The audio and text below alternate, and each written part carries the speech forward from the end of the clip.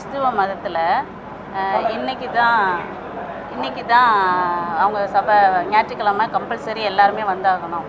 அந்த முறை பார்த்திங்கன்னா ஒயிட் ட்ரெஸ்ஸு இப்படி உட்காந்து தான் சாமி கும்பிடணும் அப்படிங்கிற ஒரு முறை இருக்குது. சரி. இஸ்லாமியும் அதே மாதிரி வெள்ளிக்கிழமை ஆனால் 12 மணி ஆனால் எந்த இடம்னு பார்க்க மாட்டாங்க, அது அவங்களுக்கு கொடுக்குற.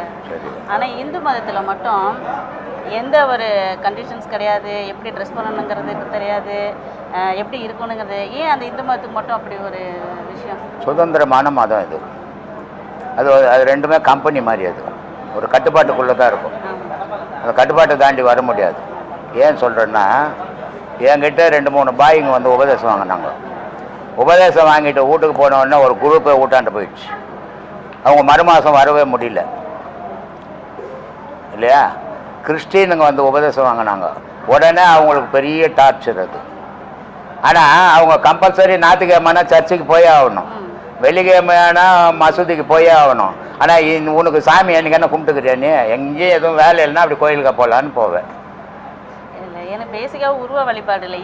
உருவ வழிபாடுக்கிட்ட அருவ வழிபாடு ஏதோ ஒரு வழிபாடு. ஆனால் கோவிலுக்கு இந்துக்கள் கரெக்டாக எந்த இப்போ ஒரு கிராமத்தில் போனீங்கன்னா அந்த கிராமத்தில் எவ்வளோ சர்ச் கிறிஸ்டினுக்குறான், எவ்வளோ முஸ்லீமுக்குறான் அப்படின்ட்டு அந்த சர்ச்சில் போய் கேட்டீங்கன்னா அவன் சொல்லிவிடுவான், இத்தனை கிறிஸ்டின் இந்த ஊரில் இருக்கிறான்ட்டு. அந்த ஊர் மசூதியில் போய் கேட்டீங்கன்னா இவ்வளோ முஸ்லீம் இருக்கிறான். ஒரு இந்து கோயிலில் போய் இங்கே எத்தனை இந்துக்கிறான்னு சொல்ல பார்க்கலாம். கட்டுப்பாடு கிடையாதுமா, இது சுதந்திரம். நீ கும்பிட்டா கும்பிடல போ. ஏன்னா கடவுளை கும்பிடணும்னு இது கட்டாயம் காசு கொடுக்குற இடம் இல்லை பயம்படுத்துகிற இடமும் கிடையாது. நீ கும்பிட்டா கும்பிடலன்னா போ. என்ன கடவுள் வந்து உன்னை எப்போ எந்த மதத்துலையாவது கடவுள் வந்து என்னை கும்பிடுன்னு சொன்னானா? சொல்லலை. மனுஷன் ஒரு கட்டுப்பாட்டுக்குள்ளே வச்சுக்கினா அவங்க கட்டுப்பாடாக ஒரு கம்பெனி மாதிரி வச்சுன்னு கட்டாயம் கும்பிட்டாகணும். இங்கேருந்து நீ வேறு மதத்துக்காரர்கிட்ட பேச விடாத. கட்சிக்காரங்கிறேன் தெரியுமா, ஒரு கட்சிக்காரன் இன்னொரு கட்சிக்காரன் ஃப்ரெண்டு இருந்தால் பேசினான்னா இவன் கட்சி விட்டு எடுத்துருவான். திமுக காரங்கிறான்னு வச்சுக்கோ, அதிமுகவில் ஃப்ரெண்டு இருப்பான், அவனை இவனை 2 பேரும் ரொம்ப அந்நியோன்யமாக பேசினா அதிமுகவில் இருக்கிறவனுக்கு தெரிஞ்சு போச்சுன்னா திமுக காரங்கிட்ட பேசினா அதிமுகலேருந்து எடுத்துருவாங்க. திமுக காரனுக்கு தெரிஞ்சு போச்சுன்னா திமுகலேருந்து எடுத்துருவாங்க. ஆனால் இந்த காங்கிரஸில் இருக்கிறான் தெரியுமா, அவன் எங்கே போய் பேசினாலும் எவனும் கேட்க மாட்டான். அந்த மாதிரி இது இந்து மதம். நீ யார் எந்த கோயிலுக்கு வேணா போய் கும்பிடலாம். எந்த கிறிஸ்துவனாவது இந்து கோயில் போவானா, எந்த முஸ்லீமாவது இந்து கோயிலுக்கு போவானா? ஆனால் இந்துக்கள் எல்லா கிறிஸ்துவ கோயிலுக்கும் போவேன். வேளாங்கண்ணி என்ன கோயில்? அம்மன் கோயில் அது. ஆனால் அது கிறிஸ்துவ கோயிலை ஆக்கி வச்சுங்கிறாங்க. ஆனால் எல்லா இந்துக்களும் அங்கே வேளாங்கண்ணி போய் கும்பிடுவான். பாரிஸில் இருக்கிற சர்ச்சு அந்தோனாரி கோயிலில் எல்லா இந்துக்களும் ரோஜா மாலை வாங்கி போடுவான். நாகூரில் இருக்கிற அது என்ன தர்கா, இந்து தர்காவா?